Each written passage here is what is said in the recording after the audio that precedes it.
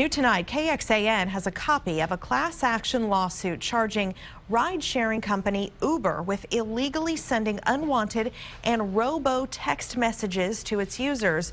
And that is not the only accusation against the company. Ahead of Saturday's vote, Aaron Cargile has been looking into the law. Shannon, you've gotten texts, I've gotten texts, and there's a good chance you have too if you live in Austin and you've ever taken an Uber. A political action committee against Prop 1 held a press conference today and had a list of what they're calling questionable campaigning.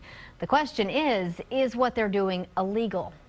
The war over Prop 1 wages on. A political action committee against the issue on the May 7th ballot calls some campaign activities questionable. Our democracy relies on transparency in campaigns, and there is a lack of transparency here. They claim Uber, Lyft, and their PAC, Ride-Sharing Works for Austin, are keeping campaign finance reports a secret, using corporate marketing for political purposes, spam texting and calling without customer consent, and buying votes with free rides to the polls. Did Uber and Lyft, in offering the discounts and the free rides, intend to offer a benefit to influence people's vote?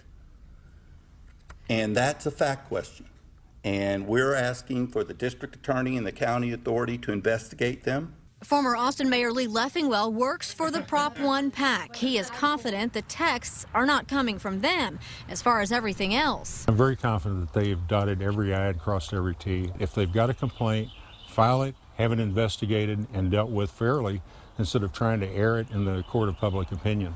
I sat down with an election law attorney and had him scroll through the texts, flyers, and messages. Some of these things look purely like commercial speech for Uber, no different than some marketing that they might do if they were moving into a market. Advertising, he says, is perfectly legal. In fact, he didn't see anything wrong, including text messages generated by Uber, especially if they've ever given you a ride anywhere. In the service agreement, you've probably already agreed to receive information from Uber and Lyft.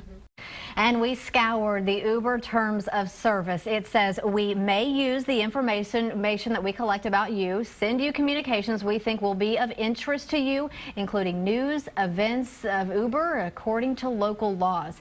And in the last 30 minutes, an Uber spokesperson said they have taken precaution to comply with the law and believe the class action lawsuit filed tonight has no merit. You can check out that lawsuit, their full statement, and our previous stories fact-checking Prop 1 commercials online right now at KXAN.com.